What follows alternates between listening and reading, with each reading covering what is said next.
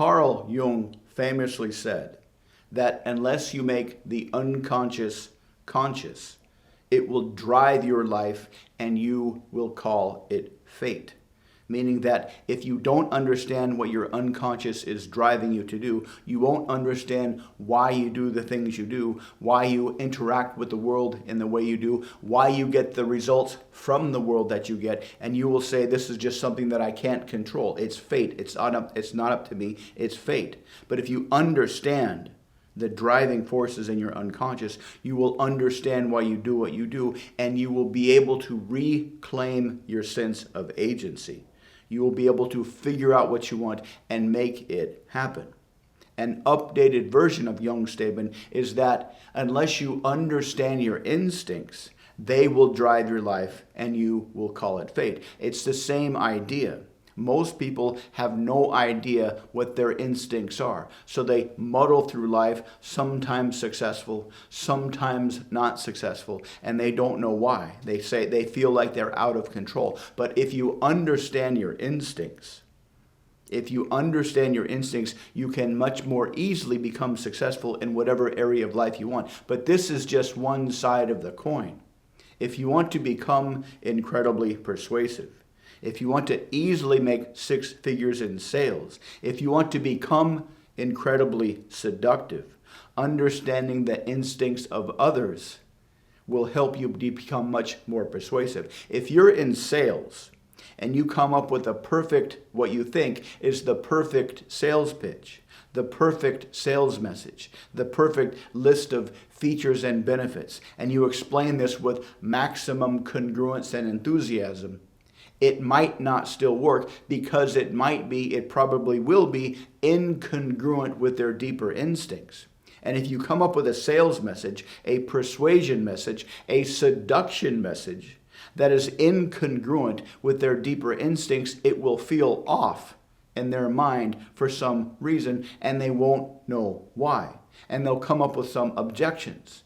The objections, however, won't be an accurate description of why they don't want to do what you want them to do. They just will feel kind of off for some reason. And the objections, I need to think about it. I need to shop around. I need to check with my spouse. I'm just in the early stages. I'm not ready to buy yet.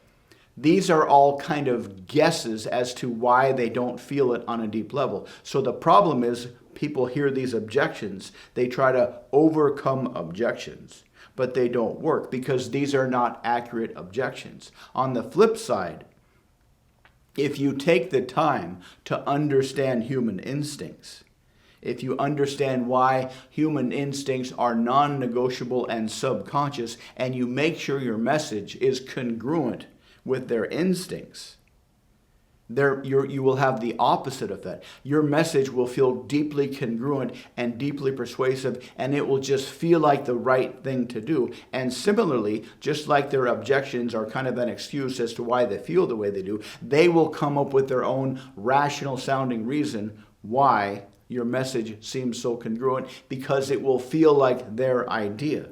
So if you have a sales message, a persuasion message, a seduction message that is incongruent with their deeper instincts, they'll come up with objections that you can't overcome.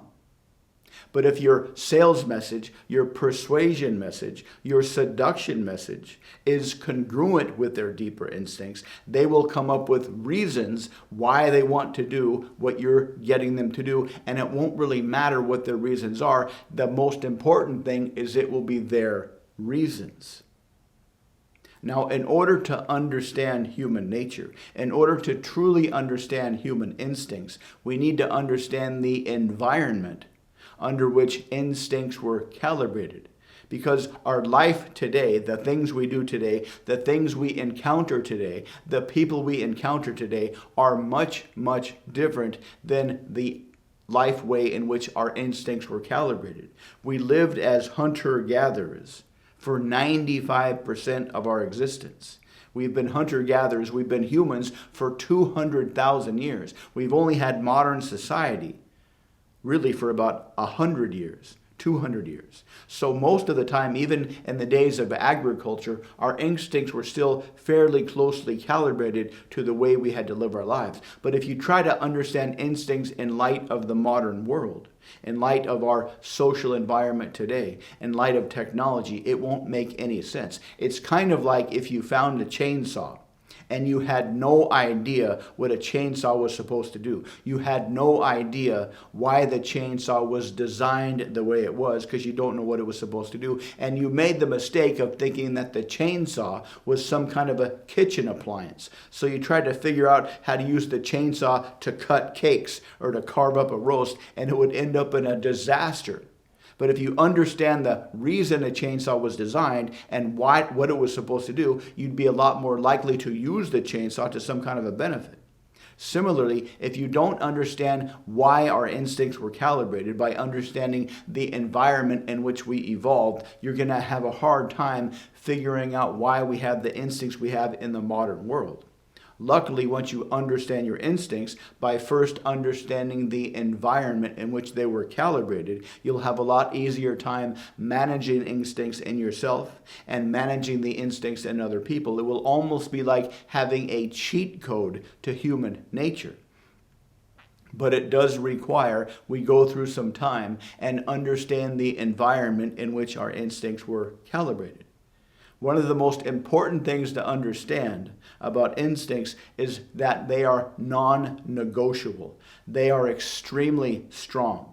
Take hunger, for example. Imagine two different cave people back in the days of hunter-gatherers. One guy had a medium hunger response. One guy had an unstoppably powerful hunger response and non-ignorable hunger response. This guy would survive compared to this guy because this guy would always be more motivated to find food. So back in the days of hunter-gatherers, whoever had the strongest, most impossible to ignore hunger instinct would survive compared to somebody with a weaker hunger instinct.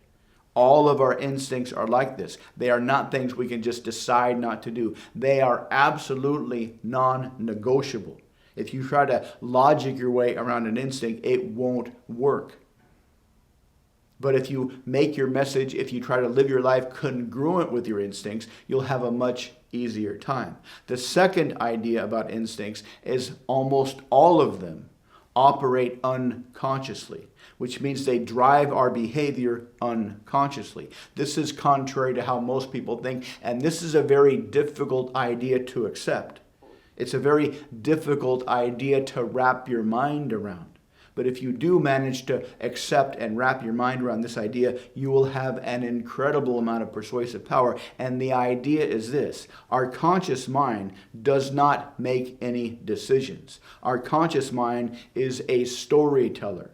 The purpose of our conscious mind, according to the latest research, is as an after-the-fact storyteller. Our unconscious instincts drives our behavior. Our unconscious instincts perceive the world around us and come up with a reaction, a response to the world. Even our goals are representations of our unconscious drives.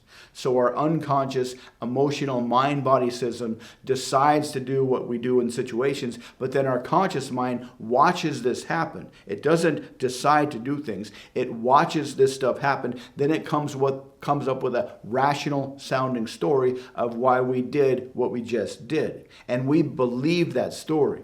Our ego instinct drives us to believe that story, that I am in charge of my life. This I inside is kind of a hallucination.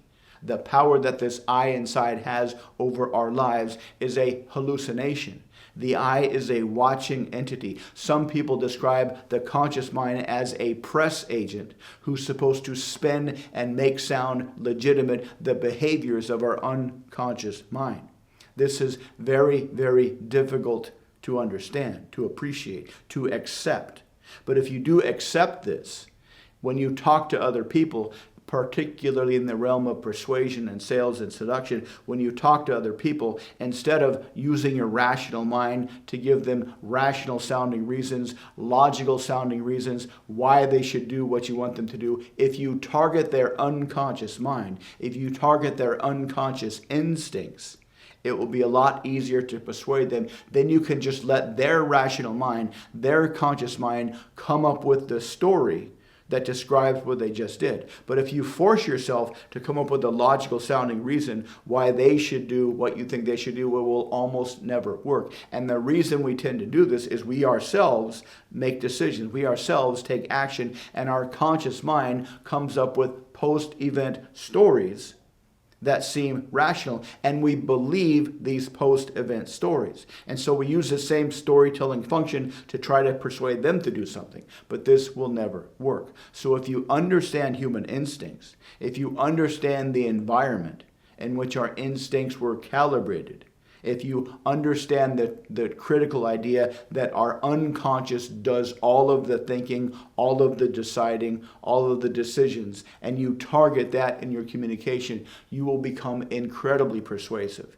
It will be like having a cheat code into human nature to turn you into an absolute persuasive puppet master of other people to get them to do whatever you want, so long as you target their instincts, target their subconscious. Now, because you understand this, because you recognize this, you can combine this with some of the non-negotiable psychological techniques and the mind persuasion involved to become incredibly persuasive.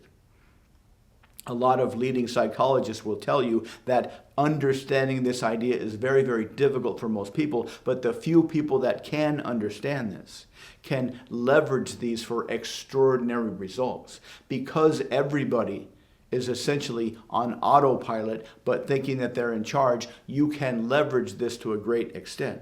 You can also use these ideas to create a life of massive financial and sexual abundance if that's what you want.